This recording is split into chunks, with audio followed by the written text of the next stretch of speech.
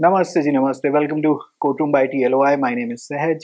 Let us discuss the acquittal जो कि अभी इन्होंने सुरिंदर कोहली नाम के इंडिविजुअल को छोड़ दिया है and they have acquitted him of all charges कि इन्होंने टेक्निकली स्पीकिंग कोर्ट की नज़र में कुछ नहीं करा या प्रोसिक्यूशन अपना केस नहीं प्रूव कराई. We are going to discuss two aspects of it. One is the legal aspect as to why the court came to this conclusion after so many years. मैं जजमेंट की बहुत ज़्यादा in depth detail में कोई screenshot वगैरह लेके आपको नहीं जाऊंगा. मैं आपको लमसम एक तरीके से बताऊंगा कि यहाँ पे हुआ क्या है. And then we are going to discuss the sociological aspect of it कि लोगों पे क्या प्रभाव पड़ता है लीगल सिस्टम कोर्ट रूम के अंदर चाहे कुछ भी हो. पहले यहाँ पे समझेंगे कि लॉ के अंदर प्रोसेस बेसिकली है क्या. एक हैं जी आपके जज साहब और वो अपने कोर्ट में बैठे हैं.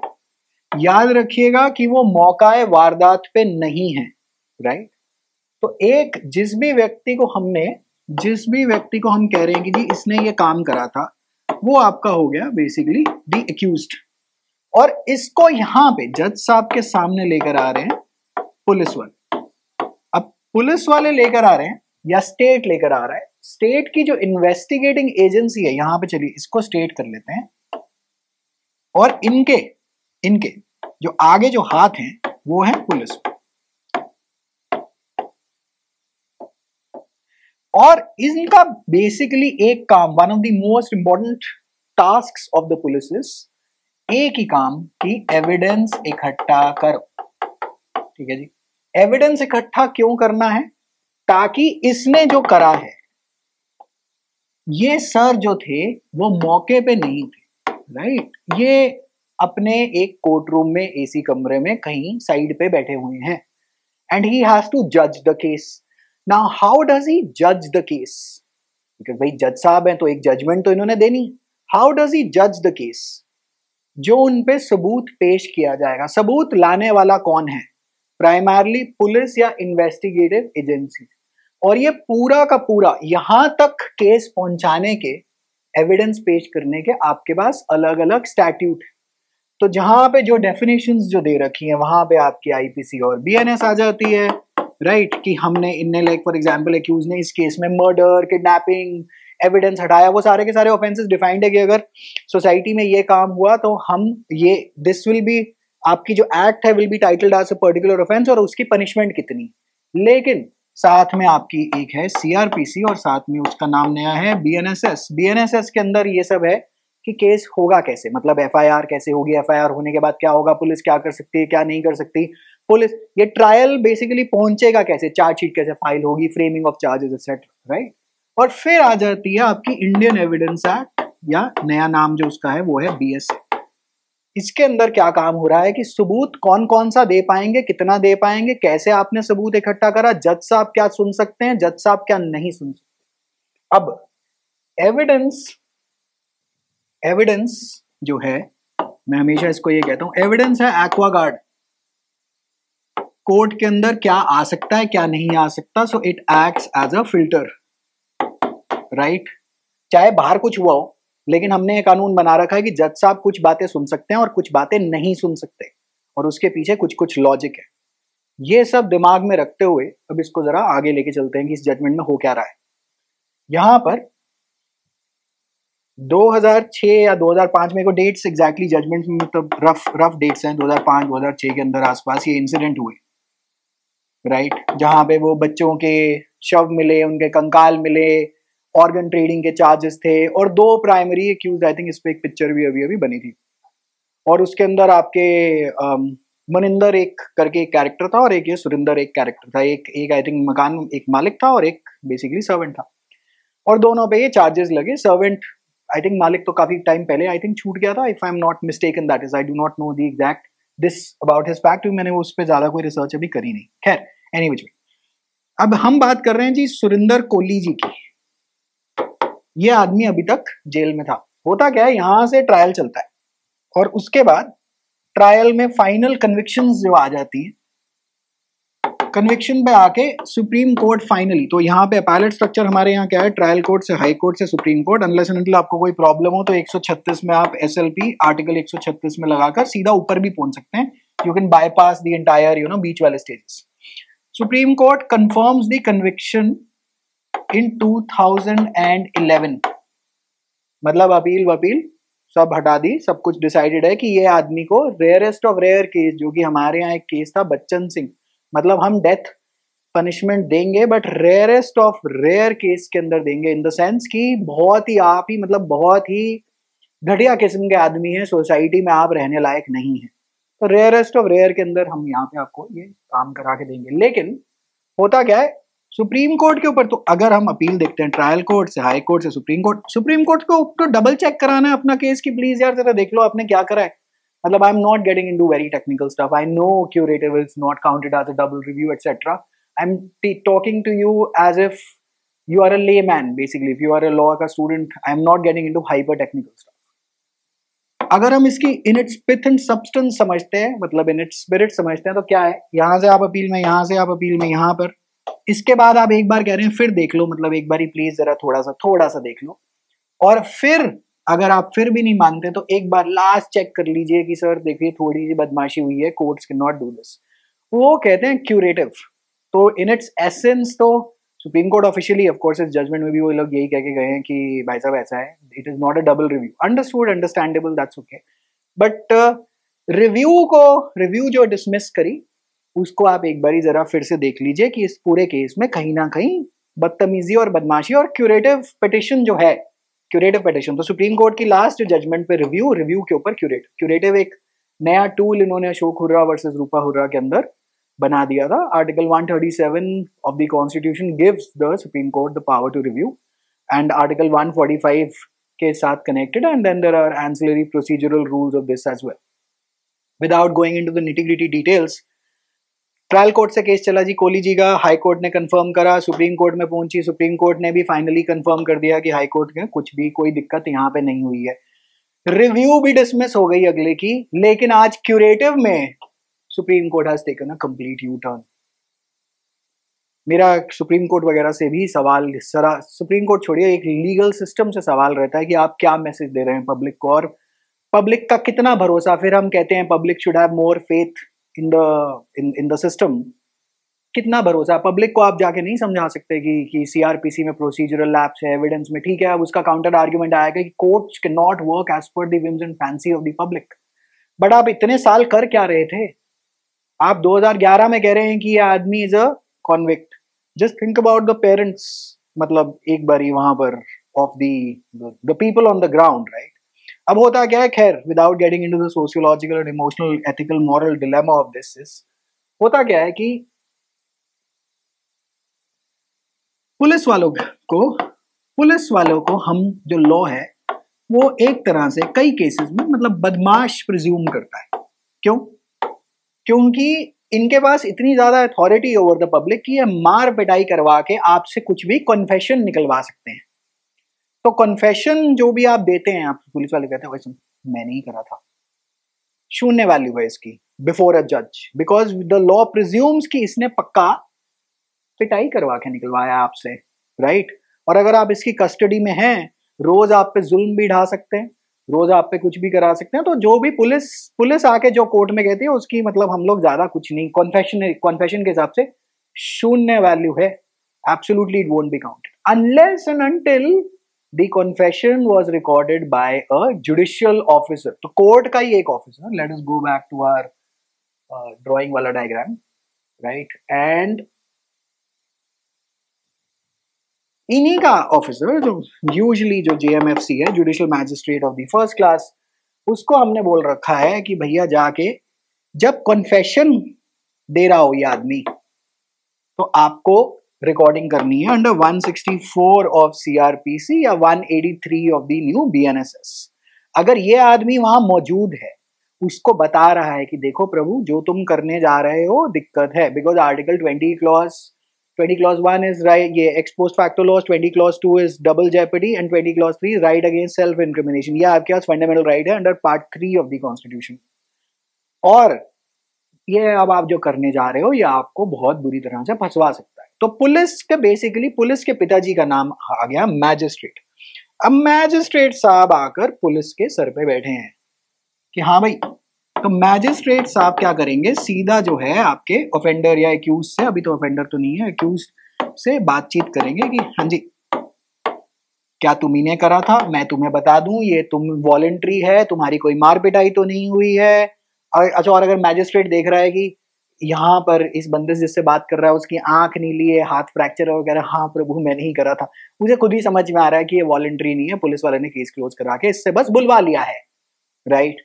तो इसके अंदर दिस प्रोसेस अंडर 164 सीआरपीसी या 183 बीएनएसएस, 183 में थोड़े थोड़े चेंजेस भी हुए हैं, जुडिशरी एलएलएम वगैरह वाले, तो 183 में नजर मार लें। एलएलएम में तो खैर सीआरपीसी उतनी आती नहीं, बट जुडिशरी वाले और बाकी लॉ ऑफिसर्स वगैरह के जो एग्जाम्स हैं वहां पे वो कर लें। 164 के अंदर भाई साहब it has to be completely voluntary.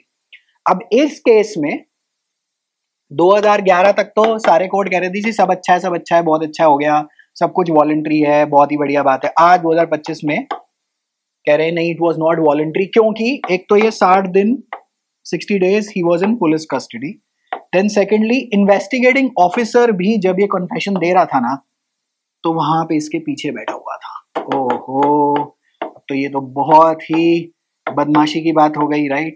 थोड़ी सी शक्ल राक्षसों वाली बना देते हैं।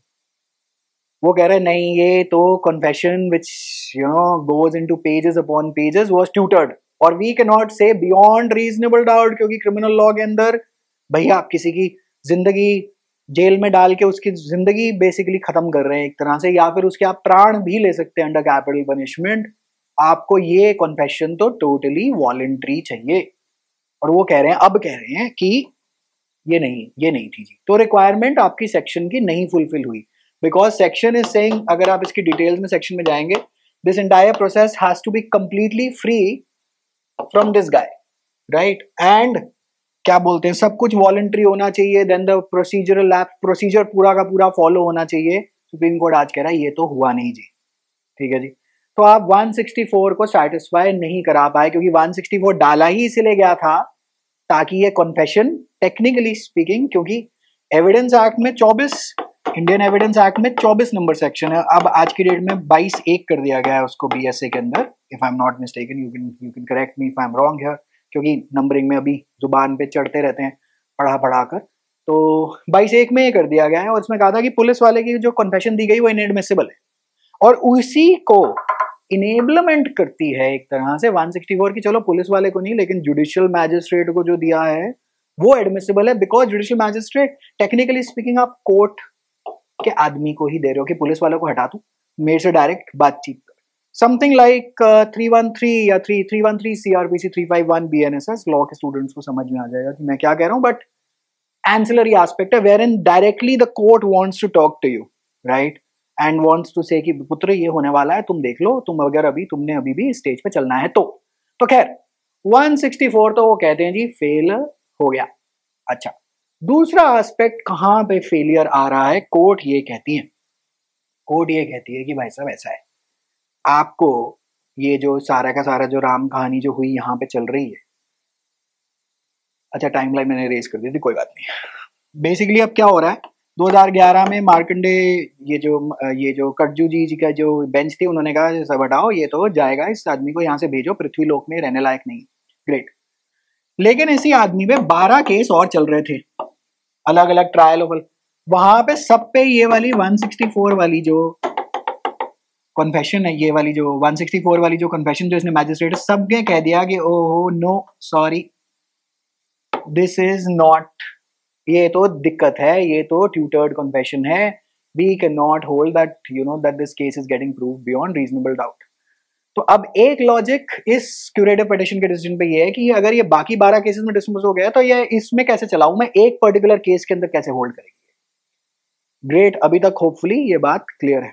अब दूसरा जो प्रॉब्लम जो इसके साथ इस पूरी की पूरी, मतलब प्रोसिक्यूशन वाले और इन्वेस्टिगेटिंग एजेंसी वाले क्या कर रहे थे आरुषि तलवार केस में, जेसिका लाल के केस में और इस केस में, मतलब भगवान ही जाने इन लोगों के, क्योंकि एक्चुअली कोर्ट्स को भी हम कितना ब्लेम करें, court is also tied in with what the investigation does.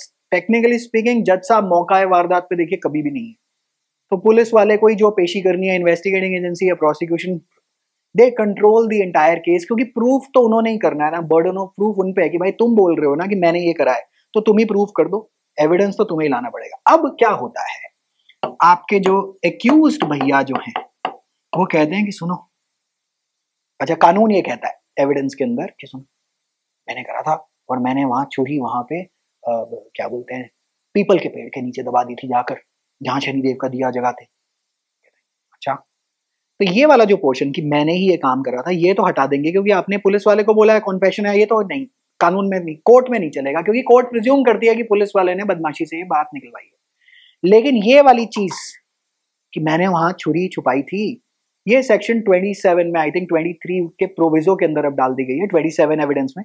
ये वाली जो चीज है, जो डिस्कवरी जो हुई है, पुलिस जा सकती है वहां पे पीपल के पेड़ में और वहां से जो छुरी जो वहां पे जो दबाई गई है जमीन के अंदर, उसमें कह सकते हैं वो, अगर वो छुरी वहां से मिल गई और उस पर अगर इसके फिंगरप्रिंट मैच हो गए तो ये पूरी की पूरी चेन बन जाएगी सर्कमस्टेंशियल एविडेंस। ठीक है जी। तो इसने पुलिस वाले को कहा कि सुनो मैंने ना छुरी, क्या बोलते हैं, ये पुलिस आ गई, ये हमारा एक्यूज्ड भैया आ गया, मैंने ना वहां पे जाके छुपा दी। ये गए पेड़ के नीचे गए और इनको हमारी चलो पिस्तौल बना, पिस्तौल बन गई अपने आप, पिस्तौल मिल गई, छुरी के बजाय पिस्तौल का एग्जाम्पल ले लेते हैं, पिस्तौल मिल गई इनको और कह रहे हैं पिस्तौल के अंदर कि सर, अब ये वाली जो चीज है वो कानून कहता है that you can use this under 27 या 23 का प्रोविजो, क्योंकि वो 23 प्रोविजो इज बीएस है, ये वाला इंडियन एविडेंस है। कहता है जी हाँ जी ये मिल गई, ग्रेट वर्क। अगर ये पिस्टल मिली और इसको इसके साथ हम टाई इन कर पाए, यानी कोर्ट में जाके हम कहेंगे सर देखिए इसने बोला था कि पेड़ के नीचे पिस्टल है जिसने इससे काम करा है, देखिए इसने बोला था, हम वहां गए, हमें ये पिस्टल मिली, एग्जैक्टली उसी स्पॉट में मिली। इससे साबित क्या होता है कि इसी आदमी ने ये पिस्टल यूज करी थी और इसी आदमी ने यहाँ दबाई थी और इसी पिस्टल के बुलेट क्या बोलते हैं हाइपोथेटिकल इलस्ट्रेशन में जो सामने वाला मरा है उसकी बॉडी पे भी पिस्टल की बुलेट्स मैच हुई हैं। So that entire chain of circumstantial evidence is getting proved and the incident we can link back to him। अब यूजुअली दो टाइप के एविडेंस है, एक डायरेक्ट एविडेंस है, एक सर्कमस्टेंशियल एविडेंस। सर्कमस्टेंशियल एविडेंस में आपको चेन बिल्कुल पूरी की पूरी क्लियर करनी होती है। अब इस केस में आते हैं कोहली जी के केस में। कोहली जी का केस कहता है कि सुनना मेरी बात तुम, कि कोहली जी का क्या केस के अंदर ये है, कोहली जी ने कहा, सुरेंद्र जी ने कहा कि सुरेंद्र जी ने क्या कहा,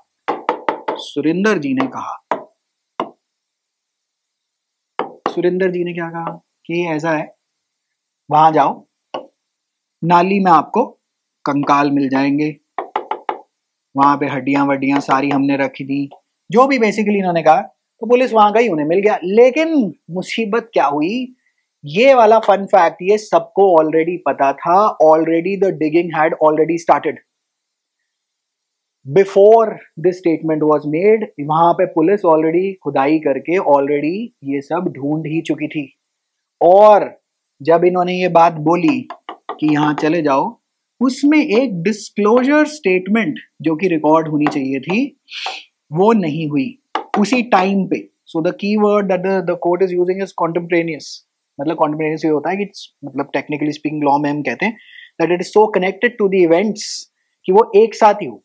तो वो कहता है जी बाद में ये रिकॉर्ड हुई और ये स्टेटमेंट पूरी मैच नहीं कर रही थी आपकी ओरिजिनल रिमांड की स्टेटमेंट के साथ भी। अब मुसीबत क्या है, यहां पर ये जो डिस्क्लोजर स्टेटमेंट में आ गया गैप, और वो कह रहे हैं जो डिस्कवरी जो मैंने आपको कहा था ना पिस्तौल, वो कह रहा है पिस्तौल इसने कहां बताई, पिस्तौल तो तुम्हें ऑलरेडी पता थी, पिस्तौल इसने नहीं बताई, पिस्तौल तो तुम्हें ऑलरेडी पता थी मेरे भाई। यहां पर तो सारी की सारी नाली वाली में सभी को पता था, यहाँ पे आपने already you had started digging.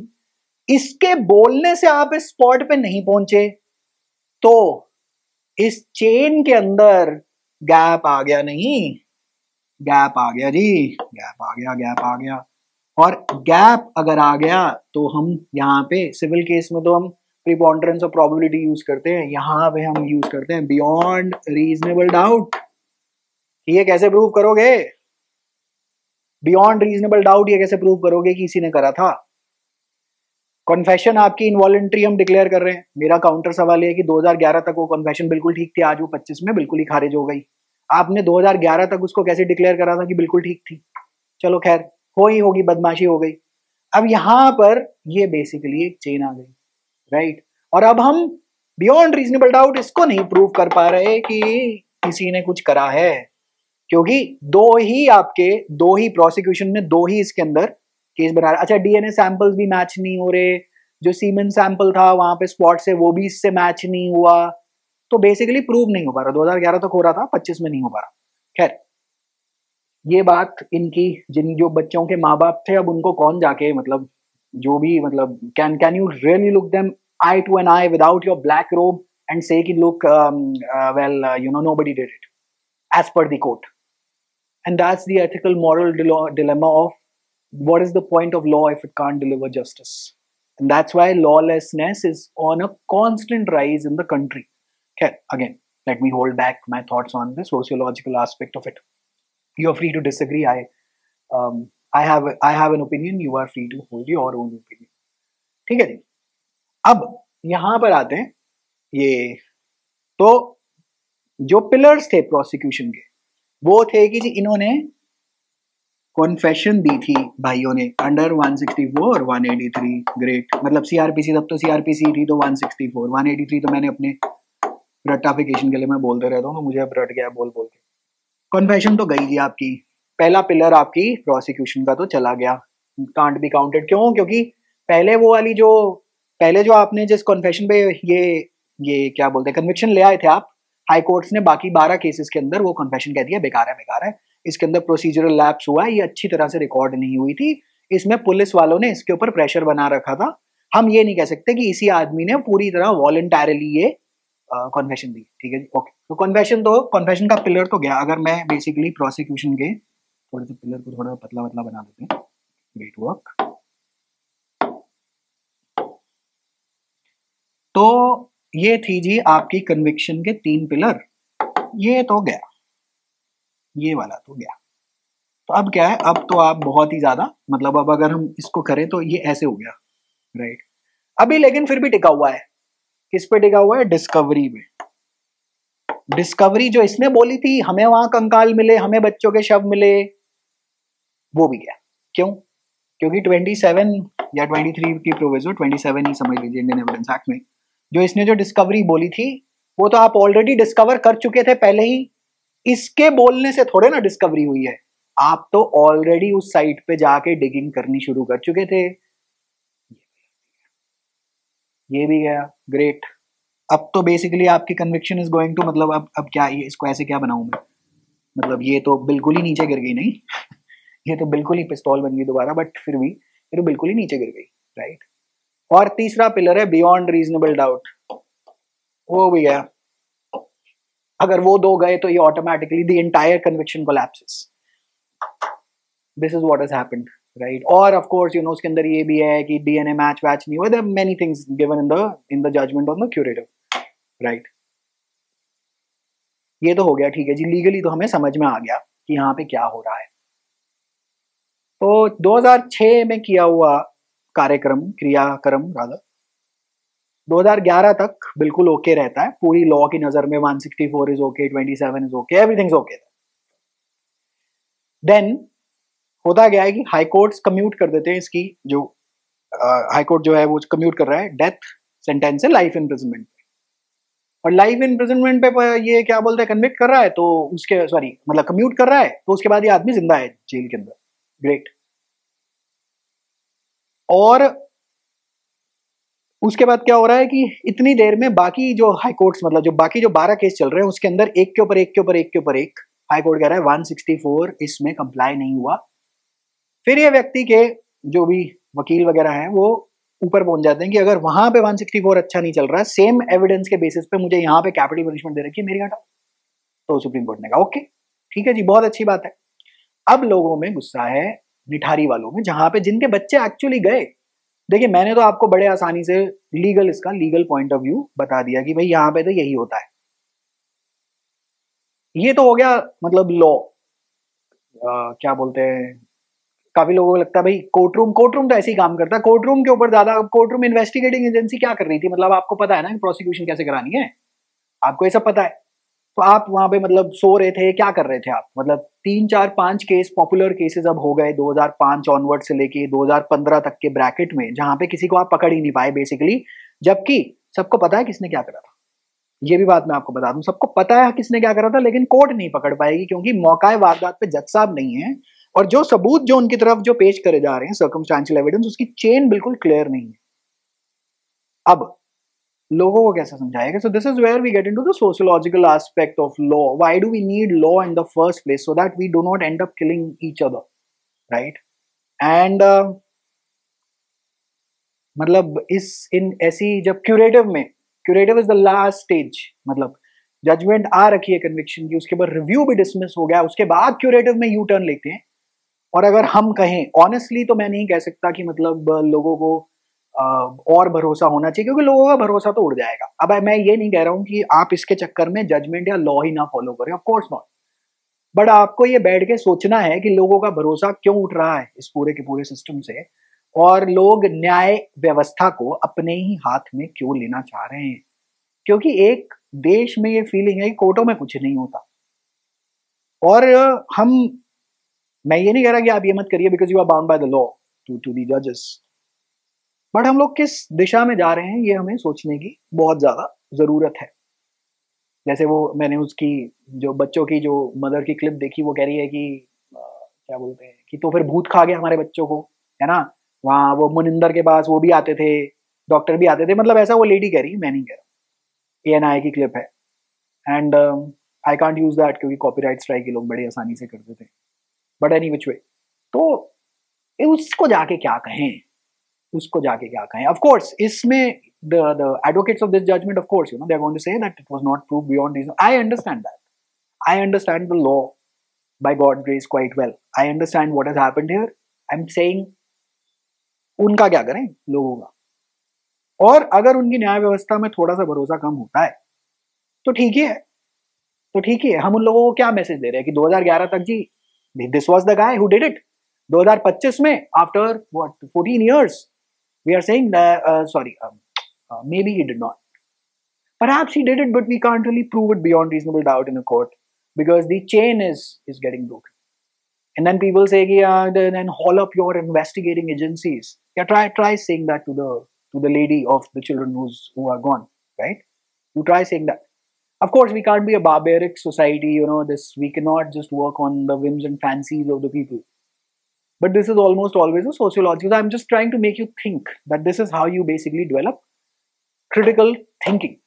और ये मोस्टली अगर आपको मोस्टली पता है, without getting into the nitty gritty details of every word of the section, तो मुझे लगता है कि आपको मोस्टली ये केस अभी तक समझ में आ गया होगा। Of course I would have made some slight errors because I am doing this from memory, जो भी मैंने जजमेंट में पढ़ा था। आई एम नॉट एग्जैक्टली, मैं स्क्रीनशॉट वगैरह निकाल के नहीं लाया judgement. I am saying this, मतलब मेरे पास यहाँ पे कोई टेलीप्रॉम्प्टर वगैरह नहीं होता है because I can't even read that, मेरे को फॉन्ट वॉन्ट इतने अच्छे से दिखाई नहीं देते। खैर, any which way, so wishing you folks all the very best. Hopefully this was of help to you. Delhi General Legal Knowledge paper, UPSC, law optional खैर मतलब this is a legal current affair, मतलब वहाँ पे ऐसा syllabus में ये सब वाले topic नहीं है because CRPC and evidence isn't exactly all that asked. But all of this certainly helps you in understanding how the law is operating. GS2 mains, perhaps, they can give one line and then you can quote this case. ऐसा तो नहीं है कि you'll be able to you want to explain it in detail for a 10 marker. That's okay. Yeah, and that's about it. Wishing you folks all the very best with whatever examination that you're preparing. If you're a layman watching this, hopefully you understood what has happened here. Do take very good care of yourself. May God bless you always. Bye.